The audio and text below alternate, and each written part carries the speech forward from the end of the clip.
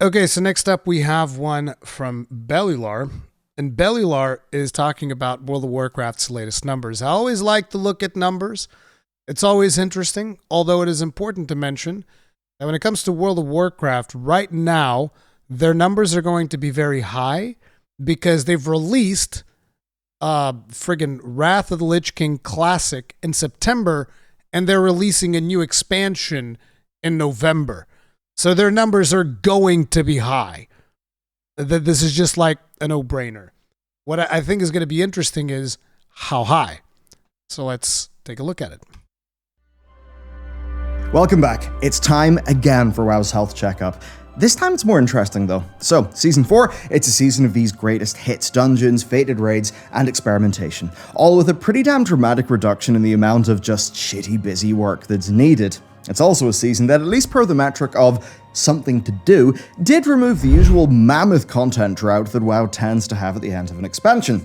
Delivered by a pretty small group, Season 4 basically represents the efforts of a somewhat more player-centric, feedback-responsive Team 2. So, did it work? Well, we love diving into this data. Hit the description, by the way, for the, full dive in what the data actually is and how it's sourced. And diving into the data is exactly what we're going to do today.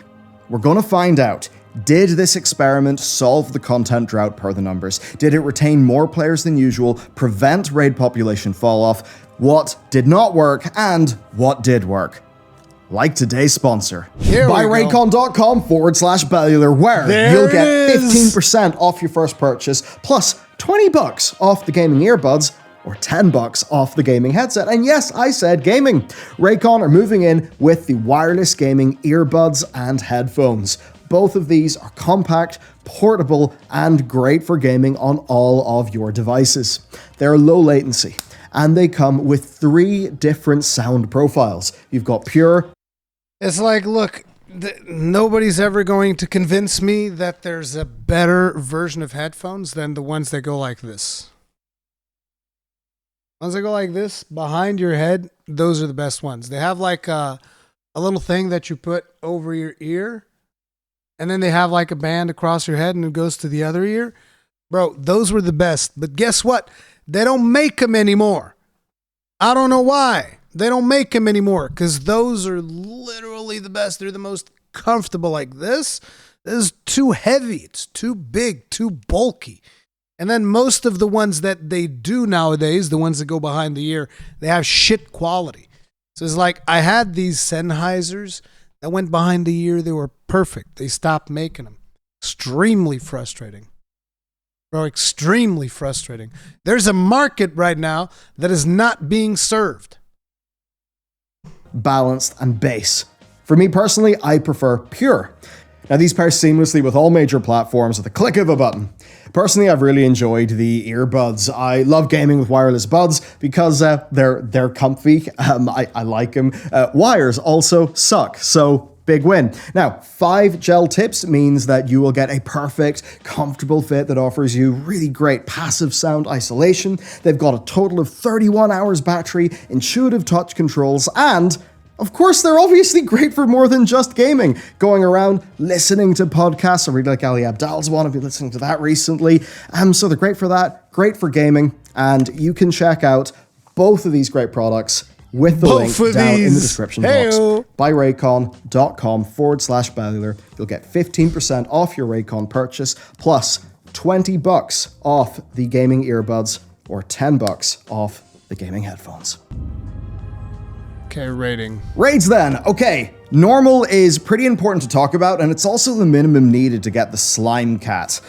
And what we see is kind of fascinating. So here's the big graph of first versus last boss guild kills within the first 6 weeks of the seasons. Expansion spikes obviously happen, and then it falls off from tier to tier, but more so in Shadowlands than any other expansion. Fated then is fascinating, experiencing a massive 57% drop from Sepulchre and continuing the pretty frightening trend of normal mode guild participation measured via first boss kills, more than halving every tier this expansion. So within the first 6 weeks, 41,266 did Nathria, 5,513 average on Fated, which is a bit of an oof, but is it really all an oof? Because drop-off is also a problem, right? Because if somebody kills boss 1 but obviously doesn't finish the raid, then they didn't really complete their goal. Did they stop raiding? Did they quit? Did their guild disband? Well, here's where Season 4 is a bit happier. Now, I'm going to use the fated average, right? Where while only 5,513 first boss kills tended to happen, 5,129 last boss kills happened. So, all the raids are actually around 90 to 95%. And that is really high. Nathria was 72, Sanctum was 72, and Sepulchre was only 46. You've essentially seen that metric double. It's not perfectly apples to apples, but you get the point. Now, as for Sepulchre, of course, that struggled with all its famous balance issues. It had a few group-killing bosses, it needed constant nerfs from Blizzard, as did, of course, the other modes. Now, it's interesting to me. The way that I look at it whenever it comes to World of Warcraft raids, one of the biggest problems is, again, their over-reliance on outside add-ons. The developers themselves rely on these third-party tools, and that should not be the case. They do a very poor job of teaching players the mechanics before they engage the fight, and then they expect players to magically learn how these fights actually work or download an add-on. And even when you download an add-on, add-ons require a little bit of setting up. Some people are going to set it up right. They're going to put the information where it needs to be in order for them to look at it. Other people are just going to whatever, I'm going to put it somewhere. I installed the add-on, but they don't actually know how to check the information, so they end up getting gibbed because they don't know what the fuck is happening because the bosses do a piss poor job of conveying what is happening at any given time. And that is something that I feel Blizzard desperately needs to improve. Because once you improve at communicating, it's not like normal raiding is hard. It's not. Normal raiding is not hard. So it's like if you can just communicate to players how these mechanics work without them having to rely on third-party add-ons, I feel like the clear rates would increase, including even with pugs. The problem is that you've developed this culture where people are just expected to download DBM and look up guides online and all of this stuff. Like, listen, I've done all the raids in Final Fantasy XIV on normal whenever they release without looking up any guides because the raids quite simply communicate to you the mechanics properly. And so you just go through and you do the raids. It's not hard. Not rocket science. As a matter of fact, it's so well communicated that you can just queue into it. And before people bring up LFR, let's not pretend that LFR is raiding, okay? LFR is basically you go there to see the zone and tank and spank every single boss. LFR is basically tank and spank.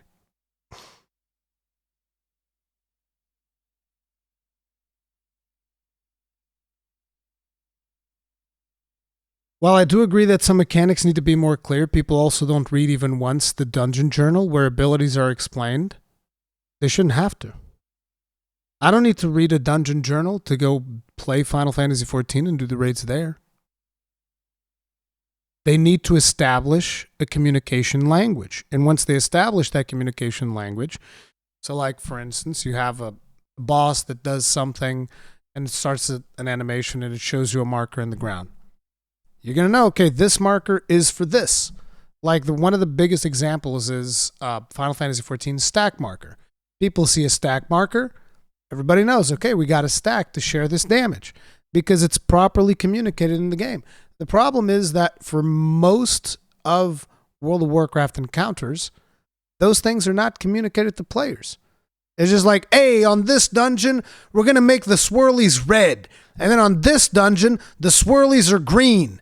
Do they do anything different? No. I mean, the green ones have poison damage, I guess. It's like, bro, have a consistent language across your effects as opposed to just like, no, and on this one, it's going to be a yellow and black border. Why? I don't know. It's still just an AoE damage marker. Why is it different then? Why the fuck do we need to have all of this different language when it comes to communicating all of these different things? It's dumb. Oh. It's more artistic. Yeah, but it's bad for players. Like, you need to prioritize the player experience when it comes to this stuff, and they're doing a piss poor job.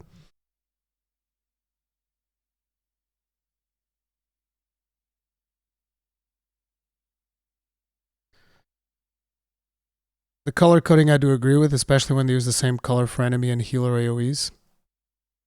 Yep. Is that 6,023 final boss guild kills were listed for Sepulchre of the First Ones in Season 3. And that is actually slightly above Fated normal first boss kills average. Now, this is kind of good. I think it suggests the players who stuck around through Season 3 were generally retained at a higher than normal rate, and that is good news. Now, of course, we're somewhat assuming that a guild that kills Denathrius will also kill Sylvanas, hence using the averages, not the sum of all three. I think the sum of all three isn't, well, honestly, neither are perfectly representative, but we've got to work with, well, what we have. That being said, there's not a large fall-off from Fated. Like, look at this. Like, here's the perfect example. Said, like, look at this. Shattering Pain 3. What the fuck is this? Is this a debuff? Fuck, I can't even tell with this goddamn UI. But, like, basically, this is DBM warning whoever happens to be playing right now. Shattering Pain 3 is happening. There's nothing in the actual in-game UI that communicates this to you, save maybe like a debuff thing that I can't see anywhere. I can't see the debuffs, so whatever. But yeah, just look at this UI. There's nothing here that's of the... There's actually nothing here that's of the original UI. That's impressive. There's literally nothing. All of this is UI mods. None of the original UI is in here. There's not a large fall-off from Fated Raid to Fated Raid. And I think that does at least show that people who stuck around... See, look, again... The DBM thing, Fatal Finesse, move away from others. Fatal Finesse on Bell Priest Crystal, L Shadow to make sure that everybody's aware. None of this comes by default in the UI. But in the UI, you do get this effect that you see here. Who stuck around, they did so for a few weeks to do a bunch of that content. So I think this is... Hand of Destruction, run away. You will all die at my feet. Actually a really big result for Blizzard. But you know what's also odd? Heroic numbers. Because in a way they're similar, and they're different, they're also larger. Now, while normal was needed for the Slime Cat, what we're able to track here is guild kills. So perhaps a lot of those normals were done in pugs via the pre-made finder, and if so, I don't think they would have been showing up in our dataset, right? So that disclaimer said, let's talk about Heroic, which will generally have a lot more guilds. So while only 978 guilds killed Season 3 Zovaal on Heroic in the first 6 weeks, an average of 4,818 last boss kills were recorded on Heroic Fated, with 7,964 first boss kills. Now, the clear percentages are of course much lower than normal. It is harder content after all, 60.5% on average. And the thing is, that's triple Nathria, and it's a lot higher than the Sanctum in the same time span. That is actually pretty cool. Sepulchre, of course, looks the way that it looks because of Zovaal's somewhat shorter availability and tuning issues that we've of course went into in detail before. Now, comparing first boss kills, we see a 23% decline from the past tier, which is so much smaller than the 57% decline that we saw on normal, and it's smaller than what has generally been seen in heroic mode this expansion. So once again, yeah, this is good news. And if you want to laugh, the last boss kill rate within the first 6 weeks, it increased by 392%. Which of course is just funny. It says more about Zovaal than it does about Fated. But overall, I do think this stuff is noteworthy because the amount of people who completed, say, Zovaal within the first 6 weeks in Season 3, and then these Fated bosses in Season 4, regardless of the specific reasons, that number does actually represent guild players who achieved their goal within 6 weeks. So surely then, Fated may represent a more satisfied player base? Now when we go to Mythic, it's also promising. Participation as shown by first boss kills has remained flat, and that normally does not happen. Now that said, yeah, it makes sense that the game's most invested players would be the most likely to stick around. Plus, the deterministic gearing offered by the dinars and the upgrade tokens has likely boosted enjoyment too. Imagine that. We made gearing a little bit more deterministic. Oh! Somehow players appear to enjoy that. Fucking so... I can't figure this out. I can't connect the dots. Impossibility. What do you mean players don't like the crazy RNG? What are you talking about? It's like, what the fuck? Yeah, of course. Blizzard, learn. Clear rates are still low because it is hard content after all, but if you want to laugh, they are 1,750% higher than Sepulchre, which... Oh my god, only 18 guilds finished Sepulchre of the first ones? Well, yeah, because then they nerfed it into the dirt. It's like, yeah, this is a pretty number, but at the end of the day, it's still just 333. But then again, it's Mythic, so... Again, because Sepulchre was a weird outlier, I sort of bring up as a joke, but these numbers are significantly higher than Nathria and Sanctum. Now, with Mythic being harder, we should definitely expect slower progress within 2 fated cycles, which is 6 weeks. That is what we're seeing in the data. And overall, I'm going to call this, well, I'm going to call it a win. But you might be thinking then, what about dungeons? Because they also got a lot of love. Alright, dungeons. So, a quick thing in data. We had 2 sources, there's Best Keystone and Keyscore.me. Now, we used Best Keystone for a long time, but unfortunately it died for a bit, so now we're using Keyscore.me. But you may notice it's producing these massive numbers in the millions, whereas you had smaller numbers on the other data source. It actually turns out that Keyscore counts character runs, not total group runs. So when you divide the best, or the Keyscore.me stuff by 5, it actually brings its historical numbers more in line with Best Keystone. So the upshot actually is that we've got pretty damn good Mythic Plus data. So what story does it tell? In short, it's pretty fucking good. Now, sadly, week 1 of Season 3 has broken data on our source, but all the other weeks in this sample does work, and we're using the first 8 weeks. So we can make a comparison, and it's a bloody interesting one, where compared to Season 2 and Season 3, Season 4 actually has the strongest start. Rather dramatically so, with week 2 of Season 4 being over double that of week 2 Season 3, and still much higher than Season 2. I mean, wow. The drop-off from that big, large spike absolutely is there in Season 4. I think, obviously, there's a lot of novelty there, so people would have piled in, and people would have been filtered out pretty quick. And by week 6, you actually see that all 3 seasons are at around the same level of performance. But that being said, Season 3 may have actually had artificially inflated numbers. Ish. And there's a few reasons for that. So, number 1, you could get tier loot from the Great Vault.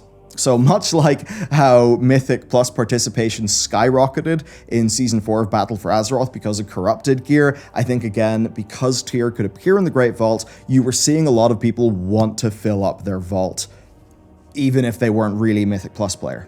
And also, there were 10 dungeons in the pool, and that did come along with a higher key. So these numbers are heavily inflated because even raiders started doing Mythic Plus where they occasionally wouldn't. Not necessarily because they wanted to do Mythic Plus, but they wanted to get their tier gear. That explains a lot. Yeah. Brutal inflation in those numbers. Stone Master requirement, and that does mean that in Season 3, people were incentivized to run more dungeons. Whereas, of course, if you look at Season 4, it is 8 dungeons instead of 10. Now, taking those factors that boost Season 3 into account, if we were to assume then that Season 3 is maybe a decent bit lower than Season 2, I think that does make sense, right? I mean, you would expect people to leave during an expansion. But then you might think, why are people coming back for Season 4? Well, if we're to assume that these stats are right, and this is stuff that is like scraped from the Blizzard API, right? I think you can actually make sense of this. Now, I'll start with a bit of a personal anecdote. Obviously, anecdotes, you have to be very careful with those, right? We don't want to go around throwing anecdata. But personally, I actually had not done Karazhan Mythic Plus, I had not done Mechagon Mythic Plus, I had not done Tazavesh Mythic Plus. Nobody had done Grimrail or Iron Dogs Mythic Plus.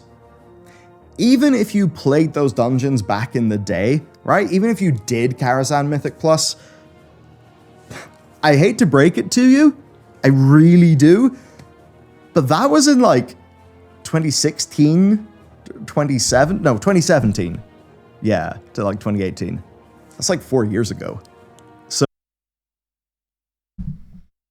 Time flies. So I think that will have felt novel to people, right? Certainly a lot more novel than if Season 4 had the same, like, 8 core Shadowlands dungeons plus Tazavesh. So I think that this just would have felt more new to more people, and therefore it would have been more of a reason to come back. Also, I was part of the Season 3 normal and heroic dataset because my guild did Sepulchre. But only a handful of our players played in Season 4. I mean, we killed the Chuckler on normal, like decently early, and then we were thinking, do we go into heroic? But honestly, nobody really had the zest. Like, again, do you see the problem that I have with the current rating experience of World of Warcraft? Look at this. This is your rating experience.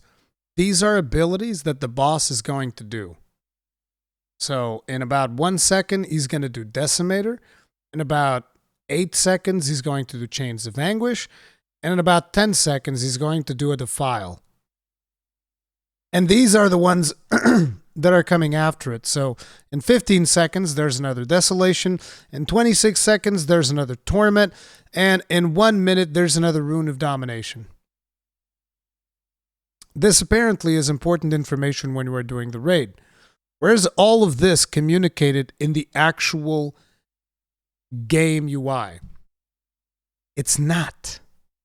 It's not. Boss just does the shit, and you're expected to react to it. See, this is one of the problems with the way that, developers start having to create raid encounters taking into account third-party tools. And then if a player's not using third-party tools, he's basically fucked because he's not going to have the information needed because they're going to make the reaction time required for you to successfully execute the mechanic shorter and shorter because they're going to assume that you have all of these things in your screen. And while I can also have an add-on that does my rotation for me, so why do I have to think by myself at all? Hey, that is very unfair because there's also a third-party tool that does that in Final Fantasy XIV.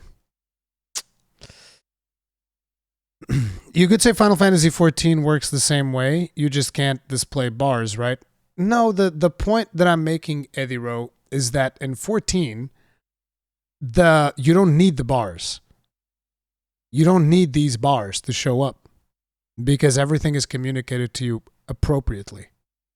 The Chuckler on normal, like decently early, and then we were thinking, do we go into heroic? But honestly, nobody really had the zest for the game anymore, and one or two of the people who kind of do help glue our team together were off doing Mythic progression anyway, so we just kind of split apart.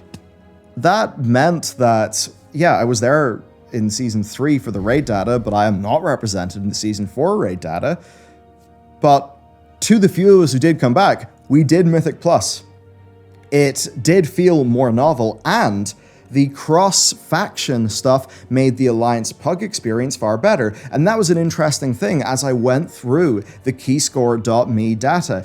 I was seeing numbers in Season 3 that were like 21% Alliance, 25% Alliance. Like, you are seeing numbers more like 35, 37% Alliance in Season 4. And I think that just shows how much better of a group formation experience there now is that cross-faction has been added into the game. Of course, me and Matt got that on turbo mode because, well, I was healing and he was tanking. So overall to me, it really does not seem insane that so many people would go and check out those dungeons for the novelty. I'd also say that, like, the final wing of the mega dungeons, like, doesn't, I mean, it's not super, super long, right? And I don't know, like between Iron Docks and Grimrail as well, like those just feel like very doable dungeons. So we're overall seeing participation is up. Now, we can't really see specific player numbers. I'm sure that via the Armory API, you could find out how many people got Keystone Master this season.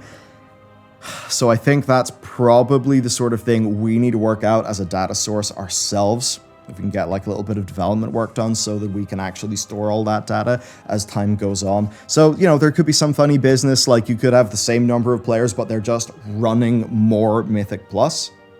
That could definitely be the case. But I'll definitely say that for Season 4, weeks 4 through 8, to be around the same participation of prior seasons of the game is just fantastic, especially when you think about how this fundamentally is all, you know, greatest hits content. My raid died between killing Denathrius and 9.1. It sucked. I'm sorry to hear that, dude. For the 5 of us still around, Mega Dungeons felt nice. That's good. Thing is, again, while I'm not denying that World of Warcraft still has to work on its ability queues, Final Fantasy has the advantage of the fights being more scripted, I guess I'd call them. It's like... So that is an argument that people are always bringing up. People always bring up the argument. It's like, oh, in World of Warcraft, the boss can just target a random person with an ability. It's like this happens in Savage raids as well. It's not as scripted as you make it. Like a lot of times I feel like people make it out to be, no, here's the dance, you follow the dance. It's like, no, there are different patterns that occur in a lot of raids in Final Fantasy XIV. And if you can't adapt to the different patterns, then you're going to die. So like, here's a good example. Like even the rat in Criterion Dungeons, the rat that's been filtering people. So that rat has so many different patterns that you have to figure out how each of them works, that it's not a dance as everybody calls it. It's not even close to being a dance. Now you can argue, it's like, well, yeah, but the abilities come in this set phase. Well, there's phases in World of Warcraft bosses too. It's the same thing. I don't think it's that different. I think if things were properly communicated in a World of Warcraft raid, it'd be just as much of a dance as it is in a Final Fantasy XIV raid. It's not. I've never been too much about. Is it the whole thing about? Oh, it's more predictable. It's a dance. It's like it's completely scripted. It's like it's not as cut and dry as people make this argument out to be, in my personal opinion.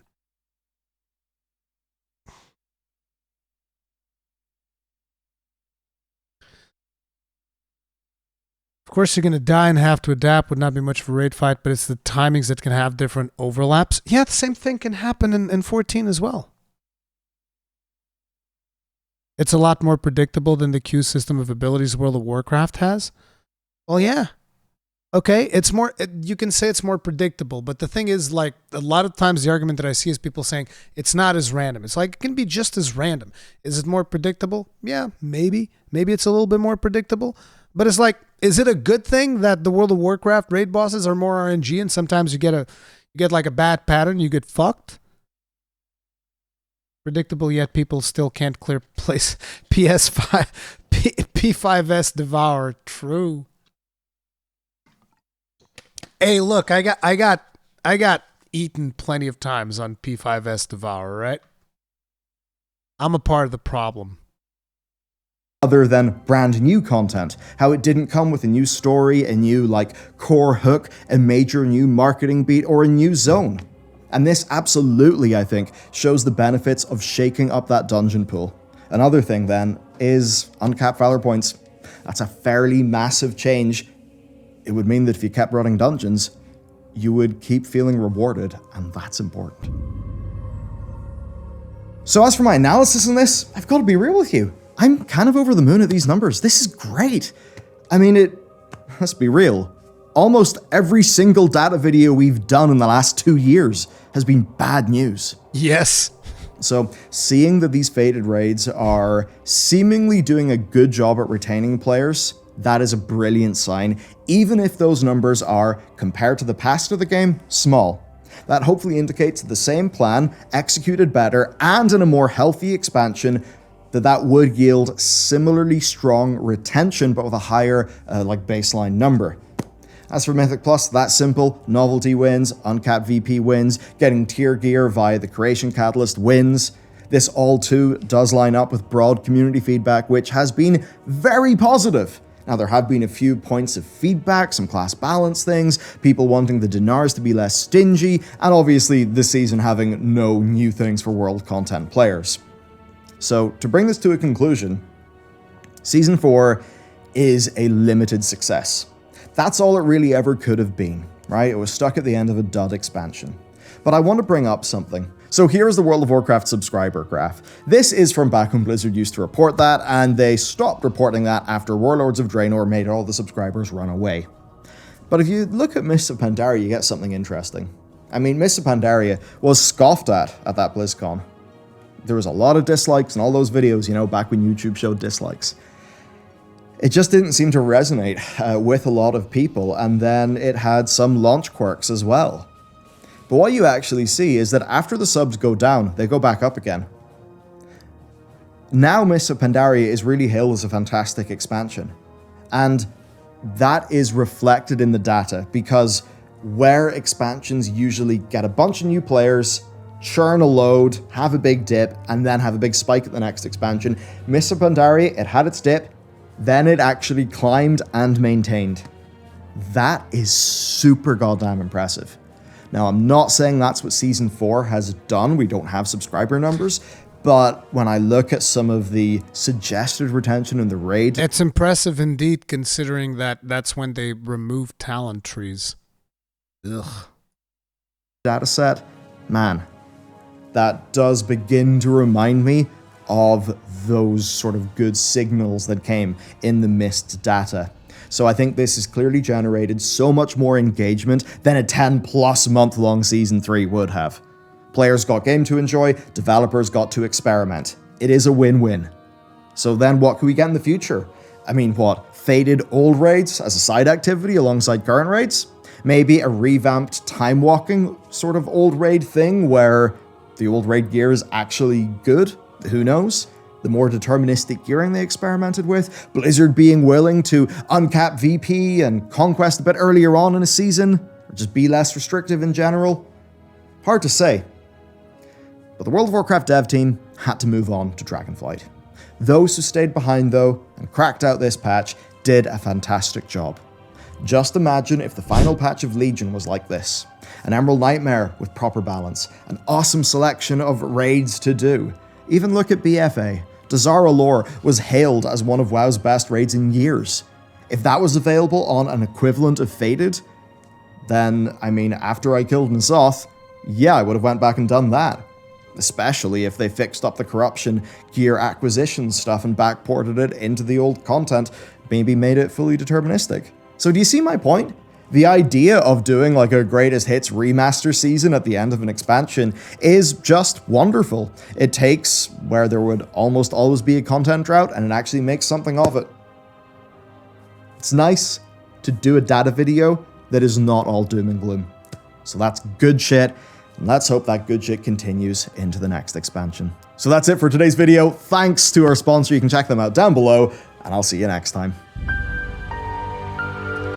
All right, I'm gonna link the video. As per usual, do give it some watch time. Hit the like button. Don't just hit like and leave, because that is actually bad. So feel free to give it some watch time or play it in the background or come back and watch it later. But my takeaway from this is still like, listen, I hate to be the guy to say it, because like I've said multiple times, I wish I could be as hyped as a lot of people are for the expansion. Thing is, I've been burned one time too many, and what this reminds me of is this. This is what that reminds me of. You know? Announce next expansion, promise to listen to feedback, players give constructive feedback about core systems, disagree, promise to balance, blah, blah, blah. Right now we're here. We're here. Well, technically speaking, we're here. But we've also been doing this, right? They've been doing this, and we're here.